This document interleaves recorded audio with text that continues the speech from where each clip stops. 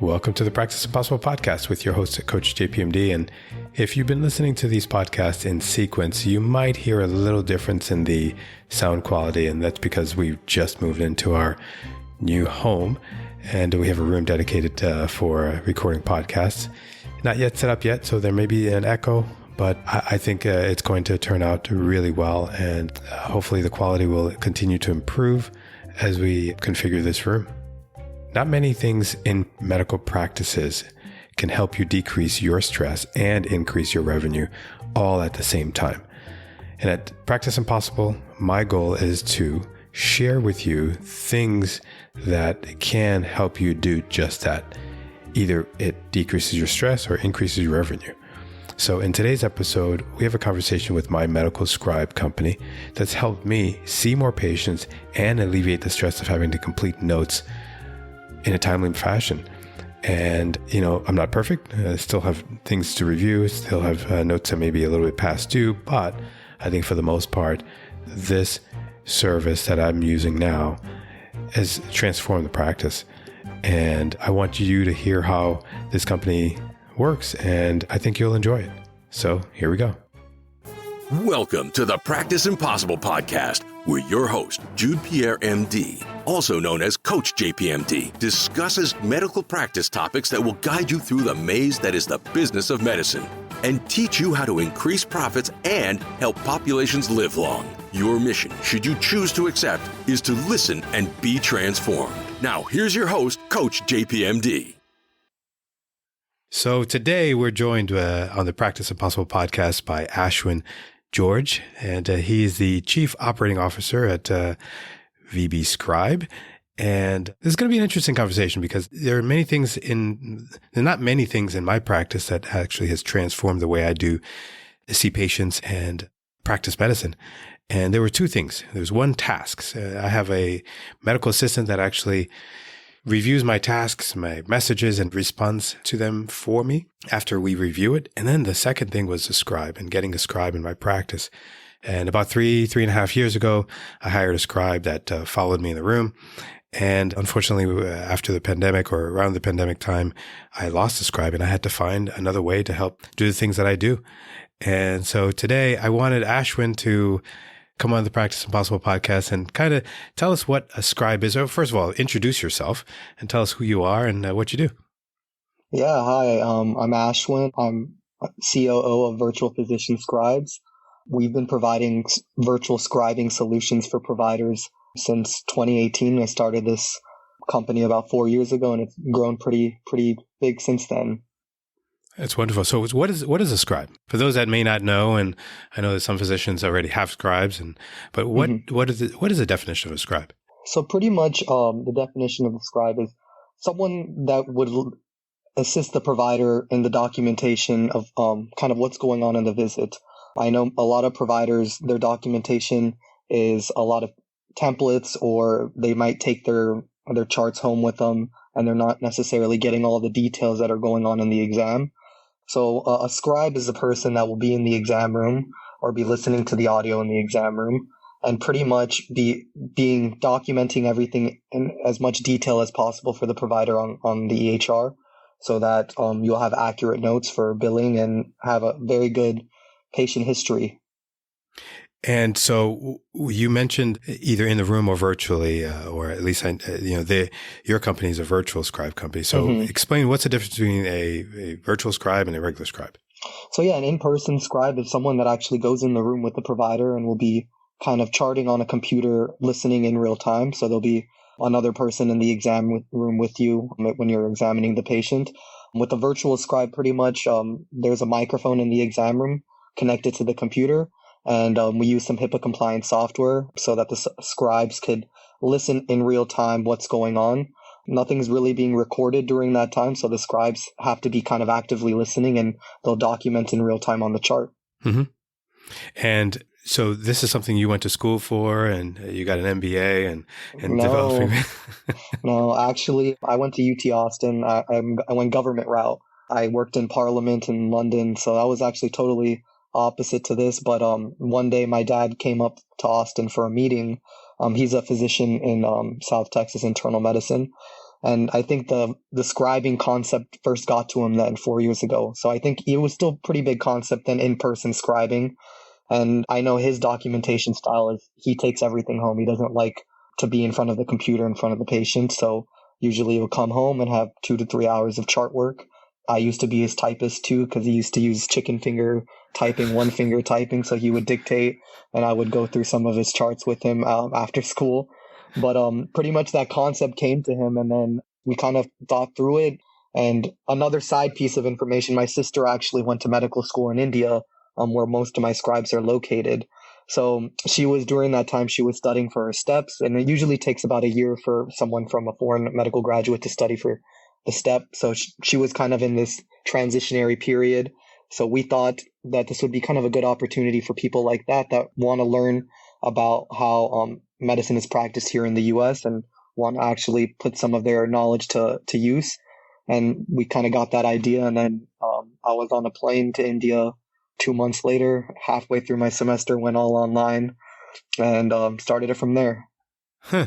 So you went to medical school in India? Is that what well, no, like I didn't go to medical school. My sister went to medical school. I'm surprised she was able to complete it. She's back now practicing. She actually got a nephrology fellowship recently. So she did internal medicine as well.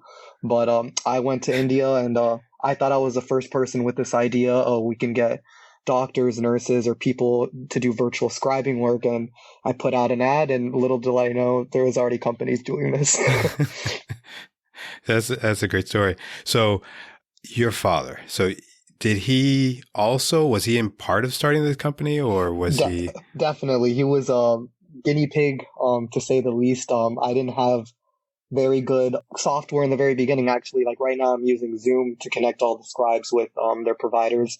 They have a great HIPAA compliance license, so everything is very secure and encrypted. But back then I didn't know about that, so we were testing different softwares, and it was very cumbersome. Every time he would go to the exam room, he would have to log into something.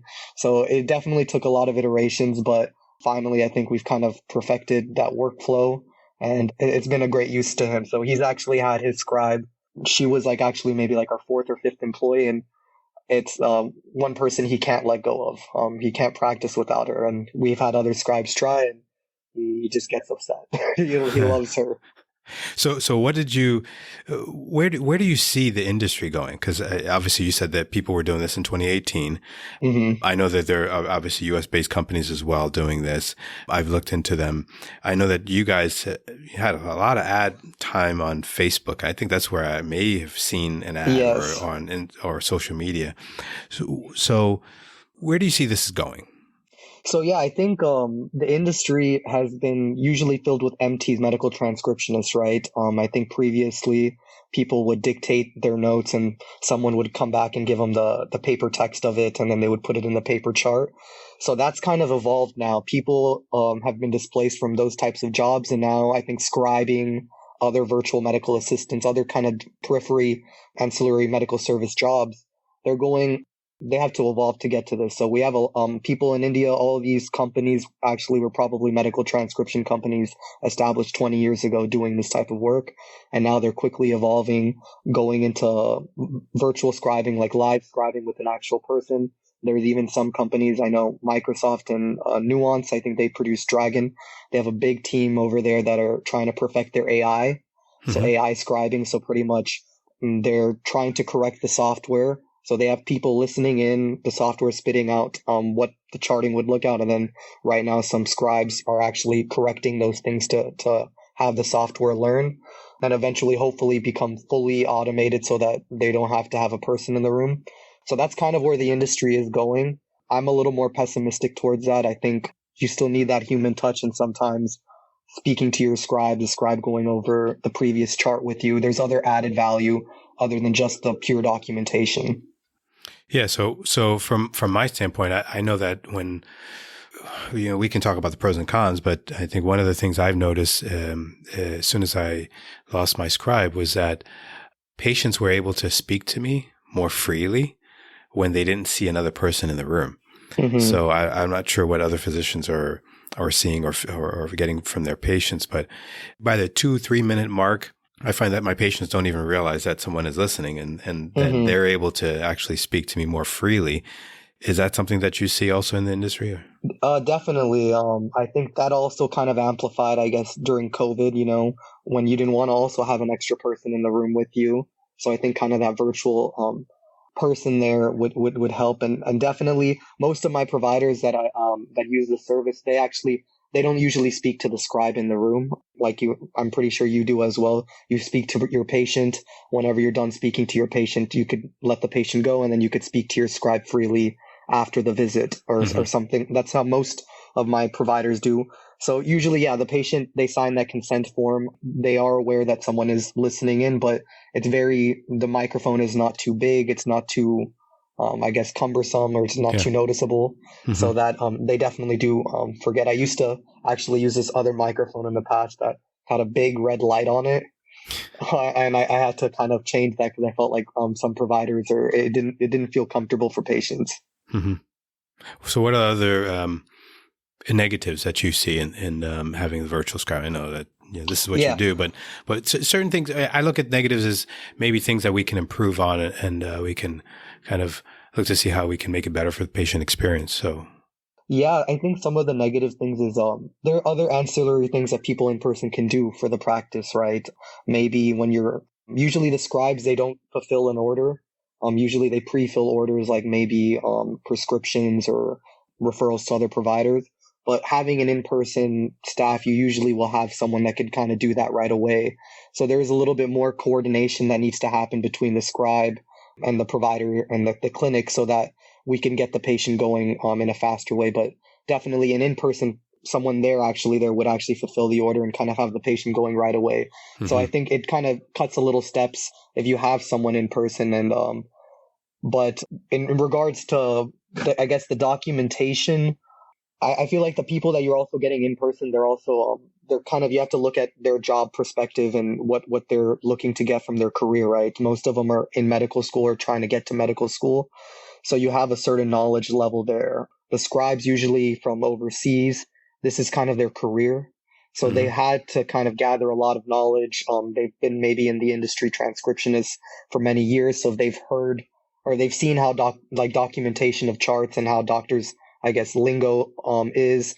So I think that kind of changes with in-person scribing or having a person in person and having a virtual.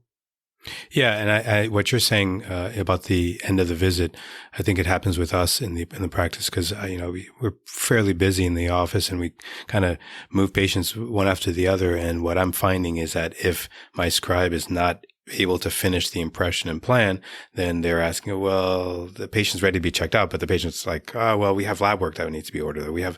So there's something that we may have to implement a delay in processes. Maybe even, I think we gave her instant messaging on our computer, on our EMR system. So she might be able to communicate with the staff just as though she was there. Yeah. So pretty much, like in my dad's clinic, what the workaround that we've done, they use ECW. So what the scribe will do, will assign an action to an MA that's sitting in the nursing station and make it urgent. So like a notification will pop up on their EMR. So while he's speaking to the patient, maybe ordering or like maybe sending a prescription or ordering some lab, that message is already communicated to the MA through the scribe on the back end. And by the time the patient walks out, everything should be fulfilled. Yeah. Every practice is unique. There's a lot of workflows that each practice could adapt, but it definitely it helps with communication and knowing what the capabilities of what the scribe can do. And then just kind of tying all those loose ends together to make sure that the patient's getting the best care. For sure. And, I think one of the other things is language. I've heard doctors say, well, suppose a patient's speaking another language. I speak Spanish, I speak Creole, some of my patients. And so the scribe doesn't speak that other language. Yeah. So I'm having to translate what I'm talking to the patient about. And I think I still think the time spent with the patient kind of trumps that negative, in my opinion. But I don't know how other providers are. So other Spanish speaking providers, he told me the way he likes to do it that saves some time is pretty much he does the whole visit in Spanish, and then when he's kind of doing the physical exam, he lets the patient know that he's going to kind of do a little dictation to the scribe so that they could do the documentation for him. So maybe he's doing some listening to the lungs, and he's kind of just doing a quick summary dictation of what the visit is. And then he'll just continue the whole conversation in Spanish with the patient. Yeah. Yeah, that's interesting. I do that a little bit, but something to consider. I mean, I think that also depends on how you feel with speaking like that to your patient. I know some providers, I think it's totally normal that they want the patient to kind of leave the exam room and then speak to the scribe more freely to make the patient feel more comfortable, because it is a little awkward then speaking to the computer when you don't see anyone, and then the patient might be thinking, what's going on? Yeah. Or what about compliance issues? Have you had any issues with compliance in terms of the documentation, the HIPAA compliance and things of that nature? What have you seen? So we're pretty compliant. We have all HIPAA compliant software. So we do have a BAA signed with Zoom. We do sign BAAs with all our clients as well. All our scribes, when they initially join our company, they undergo a 3-month training. And in that training, we have like a HIPAA awareness course that they have to pass, like a module.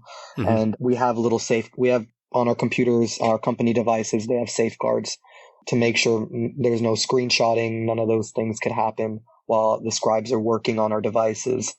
Usually there is some problems when we go to bigger clients, hospitals. They'll have to do a lot of security audits. I'm actually going through one right now. So we have multiple meetings with their IT team going through how we connect in, all these things. But yeah, it usually is just a long process. But luckily, everything's HIPAA compliant and everything. We haven't had any problems so far. Yeah. Knock on wood. And are you doing any surveys for patients or within the practices that you're providing the services for? Because I just thought about this as I'm talking to you. You know, what are the patients saying? I actually haven't done that. Usually it's been very hard. Usually I try to send surveys to providers too. None of them answer. So I never really thought to ask the patients how they feel about that, because definitely some of them might feel some change. Some of them, I know some providers tell me themselves that they give more of a personal visit. They don't have to spend time on the computer. So definitely patients would acknowledge that and notice that difference. So I would be interested probably to see some sort of survey like that to see how patients feel about it. Okay. And I did not get a survey from you, so please. Okay, I think, so I actually kind of scrapped that when I kept doing it. It was kind of negative, and then my scribe team, they would be like, why is no one giving positive feedback or any feedback to us? Are we doing good? So I was like, let's just hold off on this for a while. Yeah. So I have to give a disclaimer, because I probably didn't give a disclaimer at the beginning of this. VP Scribe is my scribe company after I lost my live scribe. And like I tell everyone that I coach or that I help, I'm looking to help physicians decrease stress, increase revenue. So if we can have them do something for their practices that allows them to free their time up so that they can care for the patients more powerfully, that's what we're trying to do. And so my idea is to bring in our ecosystem of providers, of wise counsel, people who can help a physician really practice impossible, right? Because that's what we try to do. We try to help them understand things that they can do that they certainly weren't taught in medical school, because I was not taught about scribes in medical school. So where do we find you? Where could we find you if we wanted to learn more about your services? Yeah, you could find me on my website. It's VP Scribe, so V as in Victor, P as in Paul, and scribe.com. VPscribes as well.com. You could search us on Facebook. We have our company page there as well. And you can, once you look on our page, you could pretty much put your information there, and you could schedule a meeting with me to see how scribing services could work for your practice. And we'll have the links to your websites as well. And I think there is at least I don't know if you're still offering it, but I'm going to throw it out there. But you gave us a two-week free consultation or free scribe service for providers. And that was really the key to me converting, because it was either I continued the way I was doing things 3 years ago and seeing, 15, 20 patients, managed care, difficult patients by myself and finishing my notes, or hiring another company that can help me do that. So one question I like to ask my guests it's related to the one thing, Gary Keller. He wrote a book called The One Thing, and it's what's the one thing you can do such that by doing it, it makes everything else easier or necessary. But I'm going to change it around a little bit and ask you, what's the one thing you wish that you could change about your father's practice right now? I think I kind of alluded to this earlier. Right now, it's very difficult for him to live a day without a scribe. He's so very reliant on it. That scribe, I feel a little bad for her. She got married during these 3 years and not very much vacation time, I could tell. So, I mean, I think he works usually 4.5 days a week. So I think he needs to lighten his schedule a little bit more. My brother actually just joined his practice, and he was telling me he's complaining. He's just 6 months in, that he's already having a full schedule. He's like needs an NP already. So he's like, I see my colleagues, my classmates just starting in other clinics, and they just see maybe 5-10 patients a day, and he's already at 25 to 30. So he's stressing out too. So definitely love to help them out with the scribing service, but yeah, I mean, they're too busy. They're too busy people. Their scribes are now kind of integrated in their lives. So now whenever my dad's taking vacation, he'll let his scribe know, yeah, for July 4th, I'm going here. Plan your vacation accordingly. So pretty much it's hard. I've been trying to pair other people, have backup scribes for him, but him and his scribe have a good chemistry, and she knows kind of what he means by when he's talking to the patient and what he's looking for. So they have that kind of the same waveling. So it's hard to kind of change that. Well, it's all about establishing a relationship, right? So he's got a great relationship with his scribe, and that goes a long way in practicing medicine. So yeah, maybe hopefully his office staff, his MAs, could do a little bit more to the scribe. Well, Ashwin, thank you so much for spending some time with us on the Practice Impossible podcast and telling us what you do. And thank you for what you do for us and the practice. And if there's anything we can do, if there's any feedback that we can give, we're certainly open to doing that. And send me a survey if you want me to fill something out. But I'll think about doing a survey for patients as well once I've done this for a little bit, because we do it for the patients, right? We're not doing this for ourselves. We're doing this so that we can have less stress, so that we can practice Impossible, so that we can care for patients and help them live long, because that's what we went to medical school for. So yeah, exactly. So thanks for having me. I'll definitely send you that survey later today. Don't worry about that. But yeah, I'm happy. I'm glad that you're happy with the service. I'm grateful that the scribe is helping you out, and hopefully that lasts a long time. Thank you again. Take care. Have a nice day. Bye. I'm so happy that we can have Ashwin on our podcast to share what his company does and what medical scribes can do for medical practices and your practice also. I have to share with you that I do not receive any financial compensation or any affiliate marketing fees for having Ashwin and VP Scribe on the Practice Impossible podcast. And I just wanted to share my story and share the things that have helped me in my practice, and I hope they can help you as well. And you may not be ready to have a scribe in your practice. I know that it took me a while to realize the importance of having other people help me in delegating note writing to them. I think you have to see a certain number of patients for it to make sense. And you have to also have a willingness to trust someone else to write your notes, and also trust someone else to help you in your practice. And I think our goal as medical practitioners is to really treat patients, and documentation and all the things that stress us out in the practices are things that should not stress us out when we have companies like this that can help us. So I hope this has helped you, and please leave a review. Let us know what you think, and maybe even tell us what other topics you might want to hear about, and we'd be glad to try to get a guest to fulfill those needs. Thank you, and we'll see you in 2 weeks.